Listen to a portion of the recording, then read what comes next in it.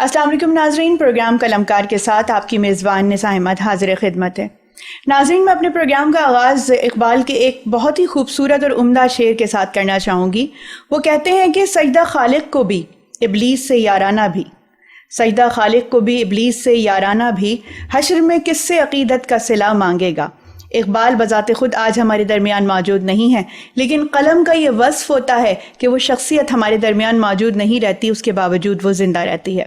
تو آج کے اس پروگرام میں ہم نے ایک علمی اور ادبی شخصیت کو مدعو کیا ہے۔ میں تعارف کروانا چاہوں گی۔ ہمارے ساتھ موجود ہیں لبنہ غزل صاحبہ۔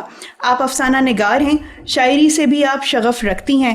آپ کے افسانوں کا مجموعہ رات کا دکھ منظر عام پہ آ چکا ہے۔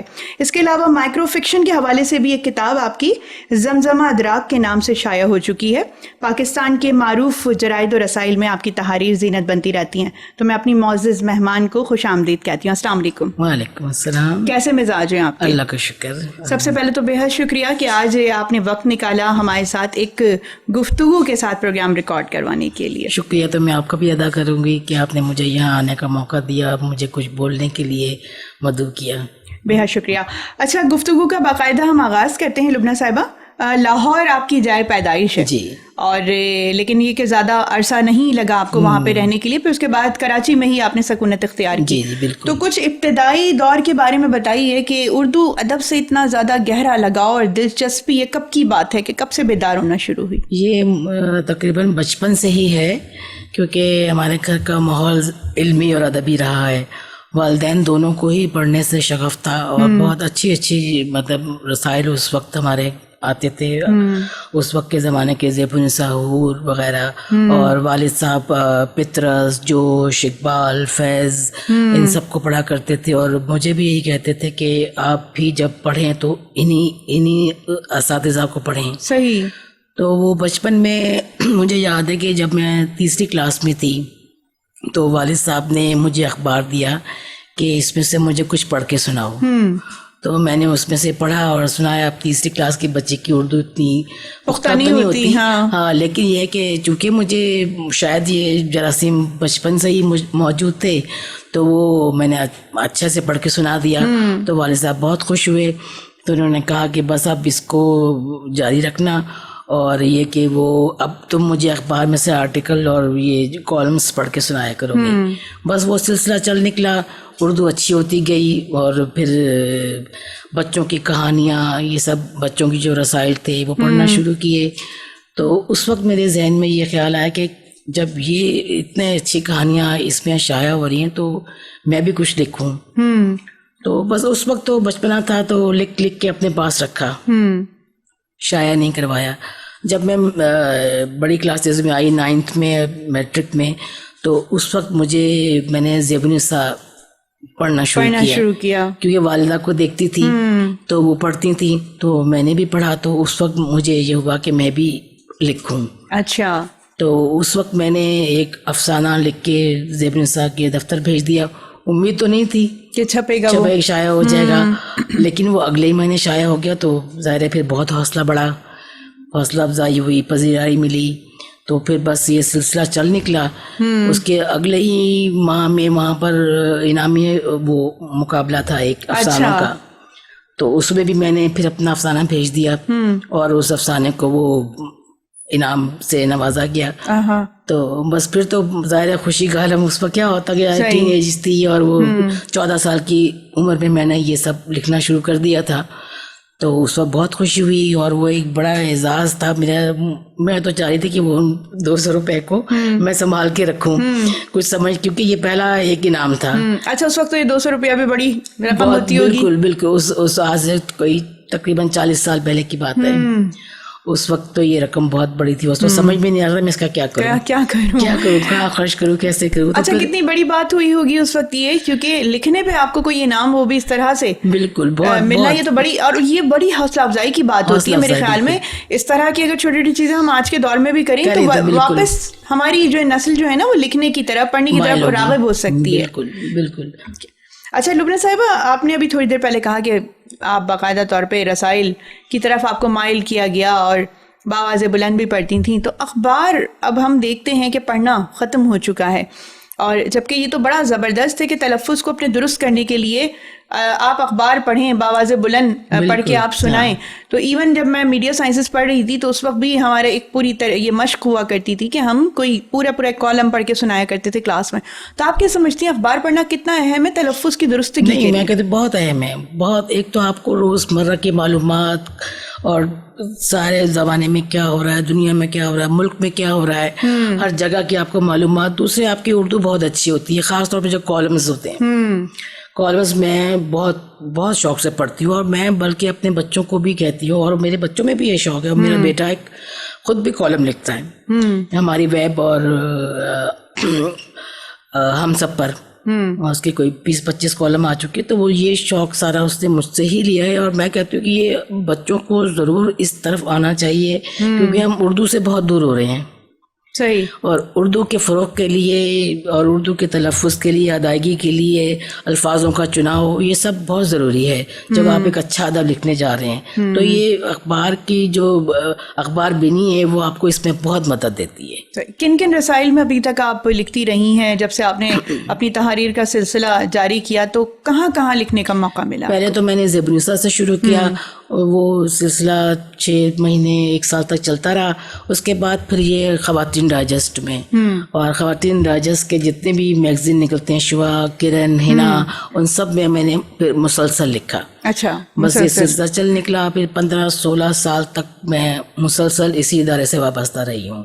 صحیح. مطلب یہ کہ آپ اندازہ لگا لیں کہ اس وقت ان کے 4 میگزین آتے تھے, ابھی بھی آتے ہیں, لیکن اب چونکہ میرے پاس اتنا وقت نہیں ہے لکھنے کا, تو وہ سلسلہ تو اب موقوف ہو گیا. لیکن اس وقت جب لکھا تو ہر مہینے میں 3 افسانے میرے لگا کرتے تھے. اچھا, ماشاء اللہ. خواتین, شوا, کرن, اس میں تو لازمی ہوتے تھے. اور وہ محمود ریاض صاحب جو وہاں کے سرپرست اعلیٰ تھے ابن عائشہ کے بھائی سے, تو وہ مجھے کہا کرتے تھے کہ آپ نے کہیں اور نہیں لکھنا. اچھا. آپ ہمارے ادارے کی ہیں اور یہیں سے وابستہ رہیں گی. ایک دفعہ میں نے کسی ادارے میں لکھنے کی غلطی کر لی تھی. اچھا. تو اس پہ پھر ذرا مجھ پہ ناراض بھی ہوئے, کہنے لگے نہیں, بس وہ پہلا اور آخری آپ کا افسانہ تھا جو آپ نے وہاں دیا, اب آپ نے ہمارے ساتھ کام کرنا ہے. تو بس پھر یہی تھا کہ جب کبھی نہیں لکھ پائی طبیعت کی وجہ سے یا کچھ, تو وہ کہتے تھے کہ کیوں نہیں لکھا. اور وہ وہاں کی جو مدیر اعلیٰ ہیں امت الصبور, وہ ان سے خاص طور پہ بلا کے پوچھتے تھے کہ لبنہ کا افسانہ کیوں نہیں آیا. اچھا. تو بس بڑی بہت خوشی کی بات ہوتی تھی, اعزاز کی بات ہوتی تھی کہ آپ کے ایک سرپرست اعلیٰ آپ کو پوچھ رہے ہیں کہ آپ نے لکھنا ہے اور کیوں نہیں لکھا. اچھا, درمیان میں آپ کا سلسلہ تھوڑا سا منقطع ہوا تھا لکھنے کا؟ جی, تقریباً 15, 16, 18 2 دہائیوں تک تو میں نے مسلسل لکھا ہے, 80 اور 90 کی دہائی میں. تو اس کے بعد پھر یہ تھا کہ پھر شادی, پھر بچے, پھر بچوں کی تعلیم و تربیت وہ پھر زیادہ ضروری تھی. تو بس اس میں پھر میں نے ذرا آہستہ آہستہ ہوتے ہوتے تقریباً ختم ہو گیا. اس کے بعد بس پھر وہ جو کہتے ہیں نا کہ رائٹر بلاک, جب آپ کے ذہن میں کہانیاں بن رہی ہیں, دعویٰ پک رہا ہے اور آپ کو لکھنے کا وقت نہیں مل رہا, تو وہ کہتے ہیں نا کہ جھرنا پہ سوکھ جاتا ہے. بالکل. تو بس وہی ایک چیز ہوئی, اور پھر اس کے بعد ایک لمبا گیپ آ گیا. اچھا, تو لبنہ صاحبہ, یہ افسانوں کا آپ کا موضوع رہا ہے, اب زیادہ تر آپ کس جانب توجہ دیتی ہیں قلم اٹھانے کے لیے؟ کن موضوعات کو خصوصی طور پہ چنتی ہیں آپ کہ وہ عوام تک پہنچ سکیں؟ میں نے زیادہ تر خواتین کے مسائل پر لکھا ہے, خواتین کی معاشرتی مسائل, اور جو ایک گھر میں جو اس کے ساتھ ہوتا ہے, اور جو کبھی ماں باپ کے گھر میں, کبھی سسرال میں, کبھی دفتر کے ماحول میں. تو زیادہ تر میرے جو افسانے ہیں وہ ہیں خواتین اور ان کے مسائل, معاشرتی مسائل. یہ میرا خاص موضوع رہا ہے آپ کا. اچھا, شاعری سے بھی آپ شغف رکھتی ہیں, کچھ لکھتی ہیں, تو زیادہ کیا لکھنا پسند ہے آپ کو؟ زیادہ میں نظم لکھنا پسند کرتی ہوں, آزاد نظم. جی. اور غزل کا یہ کہ بھائی سچی بات ہے کہ ویسے میں نے ابھی اپنے فیس بک پہ لگایا تھا, سب نے مجھے کہا کہ آپ غزل بھی تو کہیں, تو میں نے بس ایسی اس وقت آیا میرے ذہن میں, میں غزل اس لیے نہیں کہتی, لوگ ترازو لیے بیٹھے ہیں. اس کو تولنے ناپنے کے لیے, توازن کو دیکھنے کے لیے کہ آپ نے صحیح وزن کے ساتھ پیش کی ہے یا نہیں کی ہے. تو غزل مطلب شاعری آپ کو زیادہ مشکل لگی بنسبت اس کے کہ نثر کے، اس میں زیادہ آسان ہے کہ لمبی لائنوں میں آپ لمبے پیرائے میں بات کر لیتے ہیں اپنی؟ نہیں اتنا، جب اگر آپ کے پاس آمد ہو رہی ہے پھر آپ کو کوئی مشکل نہیں ہے، لیکن اگر آپ اس کو بنائیں گے اپنے ذہن سے، یہ میں کہتی ہوں قدرتی بات ہے، یہ آپ کو اللہ تعالیٰ نے ودیت کی ہے، اور جب آپ کی آمد ہو رہی ہے تو بس آپ کا وہی ایک لمحہ ہوتا ہے جب آپ اس کو کیچ کر لیتے ہیں. بالکل بالکل درست کہا آپ نے. اچھا، آپ کی کتاب افسانوں کا ایک مجموعہ ہے جو کہ منظر عام پہ آ چکا ہے، رات کا دکھ. تو یہ کتنے عرصے کے افسانے ہیں اس کے اندر؟ یہ میری جو پہلی کتاب تھی 96 میں یہ میں نے شائع کروائی ہے، تو اس میں تقریباً 80 سے لے کر 90 سے لے کر وہ میرے افسانے تھے. اچھا. اور وہ تقریباً 350 کے قریب افسانوں میں سے میں نے وہ کچھ افسانے اپنے سلیکٹ کیے تھے، اس میں 6 افسانے اس میں. اچھا ٹھیک ہے. تو یہ مطلب باقاعدہ طور پر کوئی 20-25 سال کی محنت ہے جو اس وقت میری 15-16 سال کی محنت تھی. اچھا. جو میں نے اس وقت اس میں بس کوشش کی کہ بس کچھ کر ڈالوں اس میں. صحیح. اچھا، ابھی جو ہم اس وقت جو میڈیا پہ دیکھتے ہیں، جو ڈراموں کی صورت میں ہمارے پاس پیغام پہنچتے ہیں، طرح طرح کی بھرمار ہے چینلز کی، بہت کچھ لکھا جا رہا ہے، بہت کچھ دکھایا جا رہا ہے، لیکن وصول کچھ نہیں ہو رہا. بالکل صحیح کہہ رہی ہیں آپ. اس لیے کہ ہم جو کچھ دکھا رہے ہیں وہ آج کل اس میں ادب کا تو فقدان ہے. اب ایک چینل کے اوپر ریٹنگ کے لیے یا اس کو کامیاب کرنے کے لیے زیادہ تر ساز بہو کے قصے، جھگڑے، سازشیں، اس قسم کی چیزیں ہیں. تو وہی لوگ زیادہ جیسا آپ کیا دکھا رہے ہیں وہ لوگ دیکھ رہے ہیں. بالکل.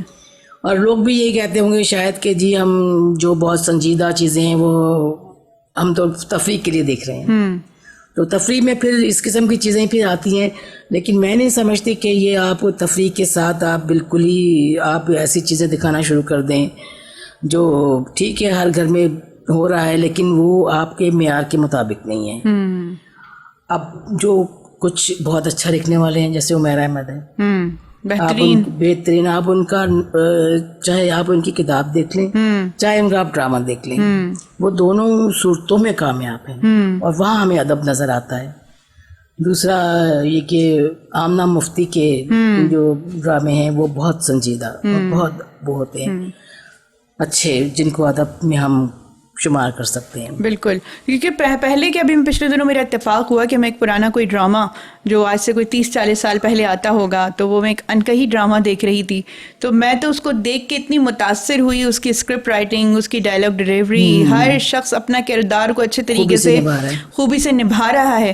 تو وہ جو معیار اور جو اس میں کردار مجھے نظر آیا نا، اس میں صرف وہ ڈرامہ نہیں ہے، تربیت گاہ ہے باقاعدہ طور پہ، اور وہ ایک بے ساختہ پن ہے اس میں کہ وہ آپ کو کہیں نہیں لگے گا کہ آپ نے اس کو کھینچا ہے، تول دیا ہے، کوئی زبردستی چیز اس میں ایڈ کی ہے. وہ ایک بے ساختہ، جو ہم کوئی آپ میں یا کوئی بھی بیٹھ کے باتیں کرے تو وہ بس ایک بات سے بات نکلتی آتی ہے، وہ ہوتی جاتی ہے. اب ہمیں اس میں سوچنا نہیں ہے کہ کیا کہنا ہے، لیکن وہ جو بات سے بات بھی نکل رہی ہے تو وہ کام کی بات نکل رہی ہے. بالکل صحیح. لبنہ صاحبہ، گفتگو کا سلسلہ ہم یہیں سے جوڑیں گے، ابھی ایک وقفے کا وقت ہے. تو ناظرین، آپ نے کہیں بھی نہیں جانا ہے، ابھی ہم واپس آتے ہیں ایک چھوٹے سے بریک کے بعد.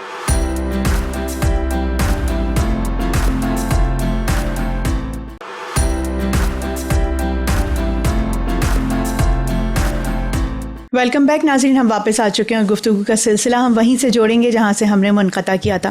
تو لبنہ صاحبہ، افسانے کے حوالے سے بات ہو رہی تھی، اردو ادب کے حوالے سے بات ہو رہی تھی. میں آپ سے جاننا چاہوں گی کہ آپ افسانہ نگار ہیں، تو ایک کامیاب افسانے کے لیے کن جزیات کا ہونا بہت زیادہ ضروری ہے؟ مرکزی خیال یا اس کا پلاٹ، انداز بیاں، مرکز جو منظر کشی ہے، کیا بہت زیادہ اہم چیز ہے؟ دیکھیے، سب سے پہلے تو آپ کا مرکزی خیال اتنا مضبوط ہونا چاہیے کہ آپ اس پہ ایک اچھا افسانہ لکھ سکے. بنیاد جتنی اچھی ہوگی عمارت اتنی اچھی بنے گی، بالکل مضبوط بنے گی. دوسرا ہے کیونکہ آپ کی ساری کہانی اس کے گرد گھومتی ہے. دوسرا یہ کہ آپ کا کردار سازی، آپ نے جو کردار چنے ہیں، جو کردار آپ کے اس میں ہیں، تو آپ کو اس کے کس طرح اس کی تشکیل کریں گے. دوسرا یہ کہ آپ منظر نگاری بہت سے لوگ سمجھتے ہیں کہ شاید اتنی ضروری نہیں ہے، لیکن میں سمجھتی ہوں کہ ضروری ہے. کیونکہ جب آپ کسی کوئی بھی چیز آپ پڑھ رہے ہیں یا لکھ رہے ہیں تو آپ کے ذہن میں وہ ماحول بنتا ہے. وہ ماحول منظر نگاری کے بغیر نہیں بن سکتا. اب منظر نگاری ضروری نہیں ہے کہ صرف ایک فطری مناظر کی ہو. جب آپ کردار تشکیل دے رہے ہیں تو آپ اس کی اندرونی کیفیات، ظاہری کیفیات، اس کی جذباتی کیفیات، اس کی بھی ترجمانی کر رہے ہیں. تو یہ ساری چیزیں آپ جب لفظوں میں سموئیں گے تو وہ آپ ایک منظر نگاری ہی اس کو کہیں گے، کیونکہ آپ پڑھنے والا تو نہیں دیکھ رہا کہ وہ اس وقت کس موڈ میں ہے کردار آپ کا.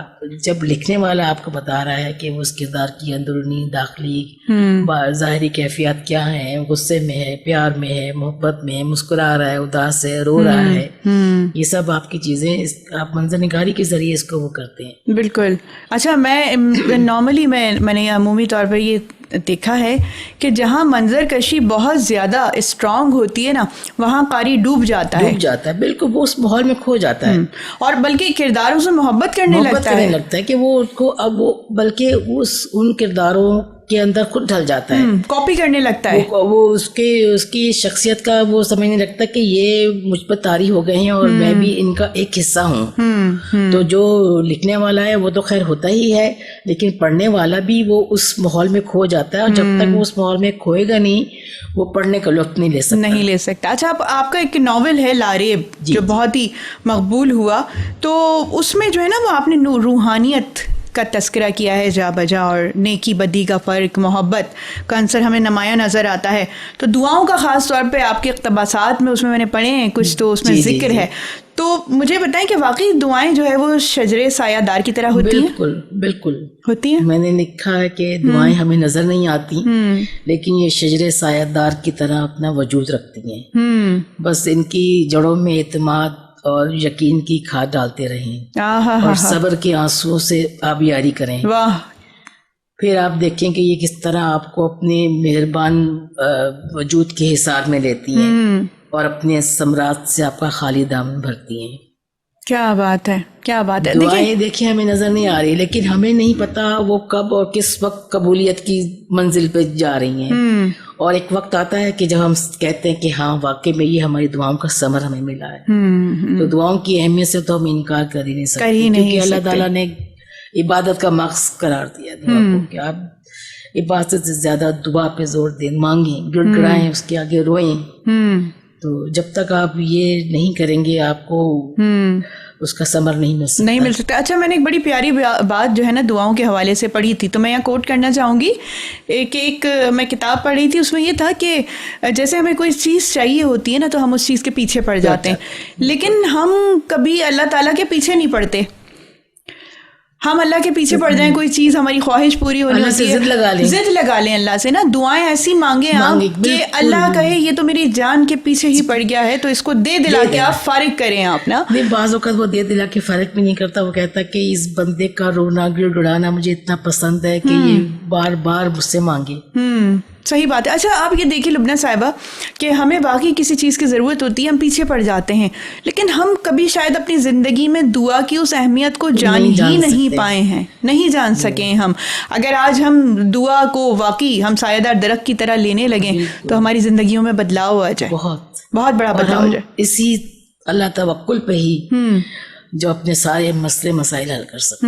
اچھا، بڑے مصنفین ایسے گزرے ہیں کہ جن کے جو تحریر ہے نا تصوف سے بھری ہوئی ہیں نا، روحانیت کے قریب کر دیتی ہیں آپ کو پڑھنے کے بعد. جیسے اقبال کا کلام اگر آپ پڑھتے ہیں تو وہ آپ کو روحانیت کا درس دیتا ہے، بڑی ایک نئی روح آپ کے اندر جگا دیتا ہے. اور واصف علی واصف صاحب کی میں نے کتابیں پڑھنے کے بعد روحانیت سے اپنے آپ کو قریب پایا میں نے. وہ ان کی کتابیں پڑھ کے آپ اللہ سے بہت قریب ہو جاتے ہیں. اچھا، یہ اور میں نے بھی جو لاریب میں جو متاثر ہو کے لکھا ہے وہ انہی کی اس سے متاثر ہو کے لکھا ہے. اچھا، کہ مطلب ان کی جو کوٹیشنز ہیں، ان کی جو ساری اقتباسات ہیں، اقوال ہیں، تو وہ ان میں ایک ایسی جذبہ ہے اور اللہ سے لو لگانے کا اور اللہ کی طرف جانے کا. بہت سادہ الفاظ ہیں ان کے، کوئی فلسفہ گہرا نہیں ہے اس میں، لیکن چونکہ وہ اتنے سادگی سے اپنا بیان کرتے ہیں کہ آپ جو کچھ آپ نے کرنا ہے، مانگنا ہے، اللہ سے مانگنا ہے، تو وہ اس میں ایک واقعی میں ایک آپ کو اندر سے ایک چیز اٹھتی ہے کہ نہیں, ہم جو کچھ ہمیں کرنا ہے ہمیں اللہ کے لیے کرنا ہے, تو پھر انسان کی تو منزل پہ پار ہو جاتی ہے. اچھا, کتنی خوبصورت بات ہے کہ ایک شخصیت سے آپ کی ملاقات ہی نہیں ہوئی, صرف تحریر سے ملاقات ہوئی ہے اور آپ کی زندگی کو متاثر کر دیا. تحریر شخصیت کا آئینہ ہوتی ہے ایسی. اچھا اقبال, میں بھی پچھلے پروگرام میں بھی کافی عرصے پہلے تذکرہ کر رہی تھی کہ اقبال کہتے ہیں کہ اگر میں روم کو نہ پڑھتا تو اقبال آج وجود میں نہیں آتا, جبکہ مولانا روم تو ان سے کئی سو صدیوں پہلے دنیا سے گزر چکے. تو آپ دیکھیں کہ کتاب کسی کی اگر آپ کے ہاتھ میں آ جائے تو وہ آپ کو استاد بھی, آپ اس کو ماننے کو تیار ہو جاتے ہیں. تو آپ کہتے ہیں کتاب آپ کی بہترین ساتھی ہے, یہ سمجھنے کی بات ہے. بالکل, آپ کو اس دنیا میں لے جاتی ہے جس کا آپ گمان بھی نہیں کر سکتے. ٹھیک ہے. مائکرو فکشن کے حوالے سے بھی آپ نے بڑا کام کیا ہے, اور بہت سارے لوگوں کو تو اس بات کا شاید ابھی اندازہ بھی نہیں ہے کہ یہ کتنا گہرائی میں جو ہے وہ یہ اترنے والی چیز ہے. ہاں, بند کرنا دریا کو. بالکل بالکل. تو اس کے حوالے سے بھی آپ کی کتاب زمزمہ ادراک کے نام سے منظر عام پہ آ چکی ہے. تو یہ اوور آل جو ہے وہ اس کتاب کی اشاعت میں مجھے بتائیے کہ کیا پیچھے اس کی کہانی ہے. یہ اصل میں یہ جو کتاب ہے اس میں مختلف خواتین کے مائکرو فکشن ہے, اور یہ خواتین کے حوالے سے پہلی کتاب ہے مائکرو فکشن پر. اس کو یہ اعزاز حاصل ہے. تو انعماق جو ہیں, انعماق والے, تو وہ فیس بک پہ جو ان کا ایک گروپ ہے وہ اس سلسلے میں بہت اچھا کام کر رہا ہے. اچھا. ساری مائکرو فکشنز کے حوالے سے ان کی جو مقابلے ہوتے ہیں یا جو ان کے فورم پہ چیزیں ہوتی ہیں, تو وہ وہاں پر میں نے بہت لکھا, اور اصل میں نے سیکھا یہ مائکرو فکشن وہیں سے. اچھا. ریمارک انٹرنیشنل سے میں نے یہ سب سیکھا ہے کہ کیسے مائکرو فکشن لکھا جاتا ہے, کیونکہ میں نے جب اتنے بڑے گیپ کے بعد میں دوبارہ آئی فیس بک میں نے جب جوائن کیا, تو اس وقت تو مجھے پتا نہیں تھا کہ مجھے اتنا, مطلب جو میں گمنامی کی دنیا میں چلی گئی تھی تو مجھے لوگ دوبارہ پہچان لیں گے. جب پہچانا انہوں نے مجھ سے پوچھا کہ آپ وہی ہیں, میں نے کہا وہی. تو پھر کہنے لگے آپ نے لکھنا کیوں چھوڑ دیا, آپ اس طرف آئیں. تو میرے قاری مجھے دوبارہ اس طرف لے کر آئے, تو میں نے پھر 100 لفظی سے شروع کیا. شروع میں نے فیس بک پہ 100 لفظی کہانیاں لکھی.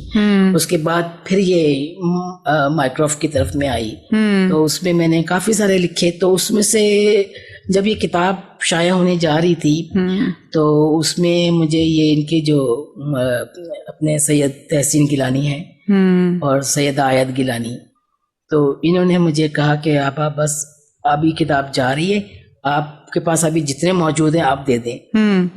میرے پاس اس وقت جتنے موجود تھے میں نے فٹافٹ 1 گھنٹے کے اندر ان کو اپنی فائل نکالی, وہ میل کر دی. صحیح. تو اس طرح یہ پھر کتاب اور لوگوں کے نام کے ساتھ میرا بھی اس میں نام ہے.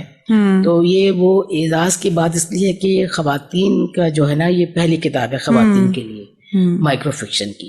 صحیح. میرا مائکرو فکشن پہ بھی اور بہت کام ہو رہا ہے, بہت کام ہو رہا ہے ابھی, اور بھی ان کی چیزیں آنے والی ہیں مائکرو فکشن کے حوالے سے. اچھا, ابھی آپ نے کہا کہ آپ نے 100 لفظی کہانی لکھنا شروع کی.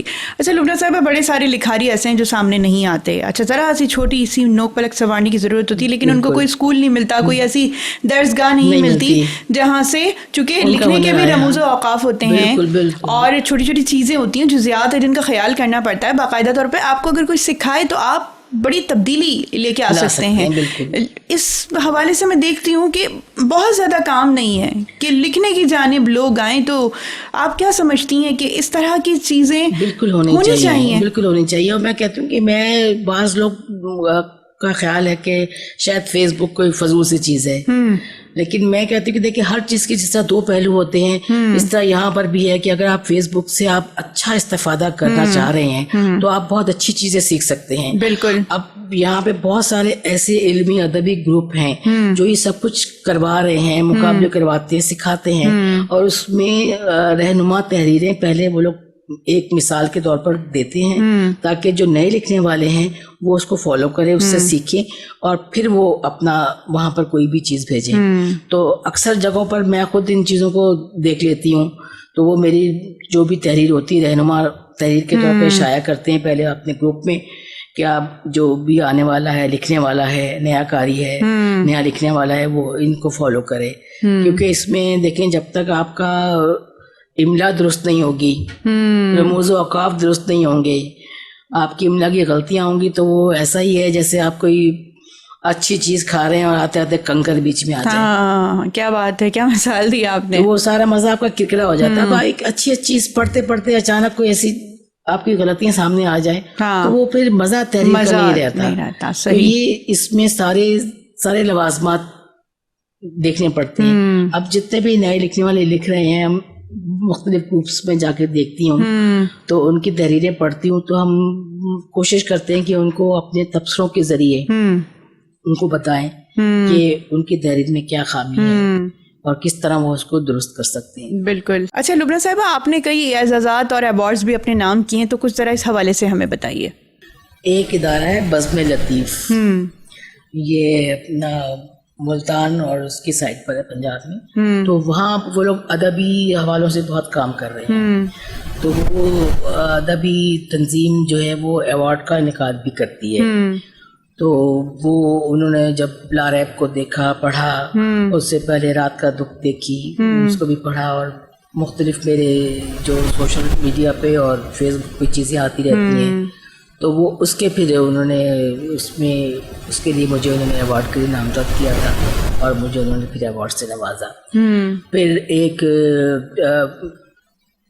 حضرت صلی اللہ علیہ وسلم کی اس کے اوپر سیرت النبی پر ایک مقابلہ ہوا تھا مضمون نویسی کا, اس میں بھی میں نے شرکت کی تھی. وہاں بھی مجھے اعزاز اور ایوارڈ سے نوازا گیا تھا.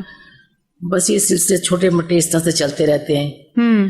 تو سب سے بڑا اعزاز اور ایوارڈ تو میں سمجھتی ہوں ہمارے قاری ہیں. صحیح بات ہے.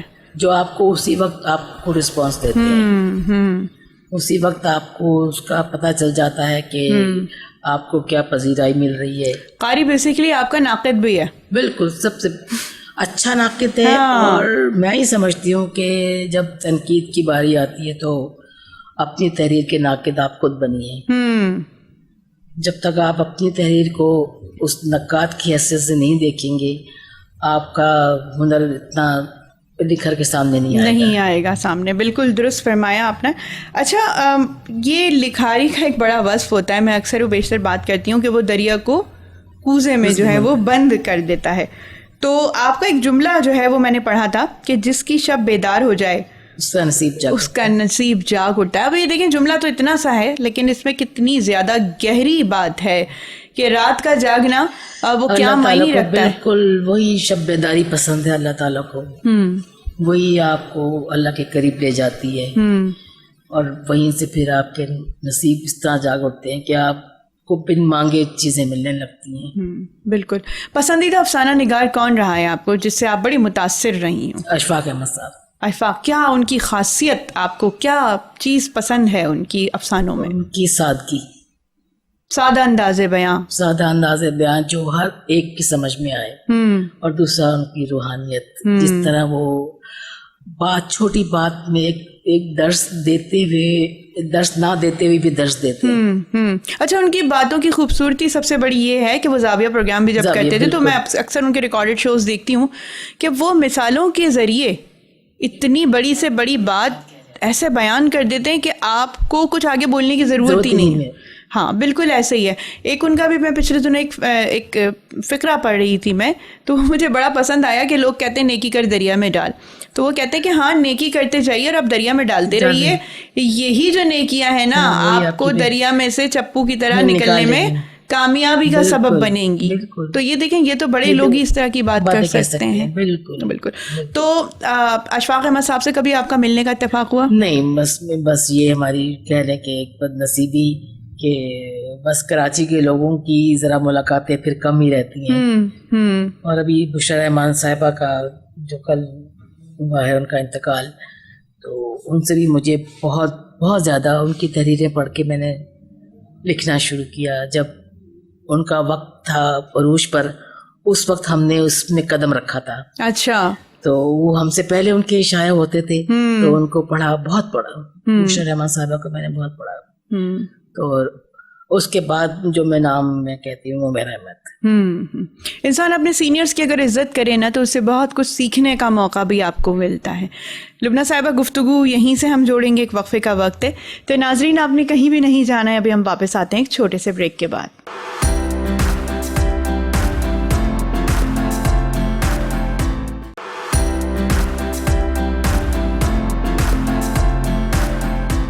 ویلکم بیک ناظرین، ہم واپس آ چکے ہیں اور گفتگو کا ایک دلچسپ سلسلہ جاری ہے. تو لبنہ صاحبہ، ہم بات کر رہے تھے افسانے کے حوالے سے، اردو ادب کے حوالے سے، اور کچھ اشفاق احمد صاحب کے حوالے سے بریک سے پہلے. اچھا، افسانے میں اکثر و بیشتر یہ دیکھا گیا ہے کہ قاری بڑا متاثر ہوتا ہے جب عشق اور محبت کی بات کی جا رہی ہوتی ہے. تو افسانہ کیا صرف انہی موضوعات تک ہی محدود ہونا چاہیے یا بہت بڑا کینوس ہے اس کے اوپر کام کرنے کے لیے؟ نہیں، دیکھیے اس کا کینوس تو بہت بڑا ہے، اور وہ ہے نا، اور بھی دکھ ہے زمانے میں محبت کے سوا. تو اور بھی ہمارے مسائل ہیں، لیکن محبت کو ذرا خوبصورتی سے دکھایا جاتا ہے تو اس میں اٹریکشن ہوتی ہے، اس لیے لوگ اس کی طرف زیادہ مائل ہوتے ہیں. بنسبت دوسرے اس میں اگر دکھا دیں وہ لوگ کہیں پھر وہی رونے دھونے والی چیزیں، یہ سب ہے. لیکن اگر میں یہ کہنا چاہوں گی کہ اگر ڈرامے میں افسانہ اشفاق احمد صاحب جیسا ہو، ایک محبت سو افسانے، تو پھر تو کیا ہی بات ہے. پھر تو محبت اور عشق اس میں ہر انداز میں اچھا لگتا ہے، ہر انداز میں، ہر جگہ پہ آپ کو اس میں ایک نئی چیز نظر آتی ہے. جو بھی اس کے ڈرامے تھے سارے، وہ بہت کلاسک ڈرامے تھے. تبصرہ نگاری سے بھی آپ کا تعلق ہے، اور کہیں کہیں آپ تبصرہ نگاری بھی کرتی ہوئی نظر آئی ہیں. اور سوشل میڈیا تو اس وقت زندہ باد، کرونا کے بعد تو بڑا اس کو عروج ملا ہے. ہم بڑے اچھا یہ سمجھتے تھے لبنہ صاحبہ کہ جو نوجوان نسل ہر وقت جو فیس بک میں ادھر ادھر لگی رہتی ہے، تو وہ اس کی اہمیت کا اندازہ ہمیں خود پتہ چلا، چونکہ ہمیں خود بھی وہ استعمال کرنے کی ضرورت پیش آئی، محسوس آئی. تو پتہ چلا کہ جی یہ تو بڑی مثبت چیز ہے، بالکل مثبت چیز بھی ہے اگر آپ اس کا استعمال مثبت انداز میں کریں گے تو. اب بہت سارے لوگ سمجھتے ہیں کہ اچھی چیز نہیں ہے، اور میں سمجھتی ہوں کہ دیکھیے ہر ایک چیز کی جس طرح دو پہلو ہوتے ہیں، اس طرح سے یہاں پر بھی ہے. اب آپ اس کو کس انداز میں لے رہے ہیں. کچھ لوگ محض تفریح کے لیے لیتے ہیں، کچھ لوگ اپنی ادبی تسکین کے لیے لیتے ہیں. جیسے ہم لوگ ڈھونڈتے ہیں کہیں کوئی ادبی چیز نظر آئے تو ہم وہاں جائیں، اپنی چیز بھی دیں، دوسروں کی چیز سے بھی کچھ سیکھیں. تو یہ اس لحاظ سے تو یہ بہت اچھا ہے. اور میں کہتی ہوں کہ یہ جو گروپس ادبی بنے ہوئے ہیں، جو واقع میں کچھ گروپس تو بہت اچھی خدمت کر رہے ہیں ادب کی، جہاں پہ صحت مند مقابلے ہوتے ہیں اور نئے لکھنے والوں کو موقع دیا جاتا ہے. وہاں پر پھر یہ ہوتا ہے کہ میں ایز اے تبصرہ نگار مدعو کی جاتی ہوں، تو وہاں پر جو نئے لکھنے والے ہیں ان کی ہم رہنمائی بھی کرتے ہیں، ان کی تحریری خوبی خامی یہ سب کچھ ان کو بتاتے ہیں. لیکن خامی کو اس طرح بتانا چاہیے کہ انہیں برا نہ لگے، کیونکہ آج کل تنقید کا بہت منفی انداز دیا جاتا ہے کہ لوگ سمجھتے ہیں کہ جی ہم پہ تنقید کر دی تو بس اب ہم کچھ کر نہیں سکتے، آگے ہم آگے نہیں بڑھ سکتے. تو یہ تو اچھی ایک ہوتی ہے کہ آپ کی خامی آپ کو پتہ چلے، آپ اس کو کور کریں تاکہ وہ آئندہ آپ سے وہ چیز نہ ہو اور آپ بہتر لکھ سکیں. لبنہ صاحب، لیکن تنقید کے بھی تو دو پہلو نکلتے ہیں نا، تنقید برائے تنقید برائے اصلاح. تو میرے خیال میں جو پہلا پہلو میں نے آپ کو بتایا وہ زیادہ جو ہے وہ اس وقت سرگرم عمل ہے. اگر ہم اصلاحی پہلو سے اس کو دیکھیں تو پھر تو ایک لکھنے والے کی آپ گرومنگ کر رہے ہیں بہت اچھے طریقے سے. بالکل، جب آپ تنقید برائے اصلاح کر رہے ہیں تو آپ اس کو سکھا رہے ہیں، بتا رہے ہیں کہ اس نے کیسے لکھنا ہے اور اس کے اندر کیا کیا چیزیں اس کی ضروری ہے لکھنے کے لیے. تو اچھا، آج کل بہت سارے لوگ لکھنے والے، میں کہوں گی کہ اس میں کچھ پرانے بھی جو لکھ رہے ہیں وہ بھی اگر ان کی کسی تحریر پر ہم کوئی اپنی بات کہہ دیں تو وہ برا مان جاتے ہیں. تو اس کو نہیں ماننا چاہیے ایسے برا، کیونکہ وہ آپ کی اچھائی کے لیے آپ کو بتا رہے ہیں. اور پھر نئے لکھنے والوں کا تو پھر کیا ہم کہہ سکتے ہیں معاملہ کریں، ہاں، کہ وہ اس کو کس انداز میں لیتے ہیں. لیکن اگر وہ اس کو مثبت انداز میں لیں تو وہ ان کے لیے بہت اچھا ہے کہ آگے ان کی رہنمائی ہوگی کہ ہمیں کس طرح اپنے قدم جمانے ہیں. یہاں پر قدم جمانے کے لیے تو تھوڑا سا آپ کو رسک لینا ہی ہے. اچھا، کبھی ایسا ہوا ہے کہ شروعات میں آپ نے افسانے کبھی تنقیدی جائزے کے لیے کہیں پیش کیے ہوں اور بڑا کڑوا اور کسیلے انداز میں آپ کو تنقید کا سامنا کرنا پڑا ہو؟ نہیں، اس قسم کی نشست میں ابھی میں نہیں گئی ہوں. لیکن یہ کہ آپ کے قاری جو ہیں وہ آپ کے سب سے بڑے نقاد ہیں. جب ہم اس وقت تو یہ سوشل میڈیا نہیں تھا، جب ہم لکھتے تھے تو اس وقت ہمیں 1 مہینے کے بعد پتہ چلتا تھا کہ کیا فیڈ بیک ہے اس کا. تو وہ اچھا بھی ہوتا تھا, کچھ لوگوں کی اپنی پسند ناپسند بھی ہوتی تھی, اور کچھ بہت اچھا بھی ہوتا تھا, تو ملا جلا رجحان رہتا تھا. لیکن زیادہ تر جو ہے وہ مجھے اچھا ہی رسپانس ملا ہے. اور اب یہ ہوتا ہے کہ جیسے میں نے کوئی چیز لکھی ہے, اس کا فوراً فیڈ بیک آ گیا. کوئی بھی لکھ رہا ہے, چاہے میں لکھوں یا کوئی بھی لکھ رہا ہے, تو اس کو فوراً اس کا فیڈ بیک مل جاتا ہے. تو اس سے اندازہ ہوتا ہے کہ ابھی ہم نے کہاں پہ غلطی کر دی ہے, تاکہ ہم اس کو سنوار لیں. اب ہم اپنے آپ کو یہ نہیں کہہ سکتے کہ جی ہم بہت اچھا لکھتے ہیں. اچھا, یہ میں نے عمومی طور پہ دیکھا ہے کہ باقاعدہ طور پہ کچھ نشستیں ہوتی ہیں مختلف جگہوں پہ جو ادبی تنظیم بنی ہوئی ہے, تو نئے لکھنے والے لوگ جو آگے آتے ہیں تو وہ جب اپنا تبصرے کے لیے پیش کرتے ہیں کوئی اپنا افسانہ یا کوئی نظم یا غزل, تو وہ پہلے ہی مرحلے میں گھبرا جاتے ہیں, چونکہ اتنی جو ہے وہ سختی سے چاپک دستی کی جاتی ہے نا الفاظ کی, تو وہ پھر وہ گھبرا کے چلے جاتے ہیں. میرے خیال میں یہ اس طرح منفیت کی طرف بھی اشارہ ہے. یہ منفی پہلو ہے, منفی انداز ہو جاتا ہے کہ جب آپ کی تحریر کوئی پیش کرا تو آپ اس کی حوصلہ افزائی بھی کریں اور ساتھ اس کو بتائیں کہ آپ نے یہ کہاں پہ غلطی کی ہے.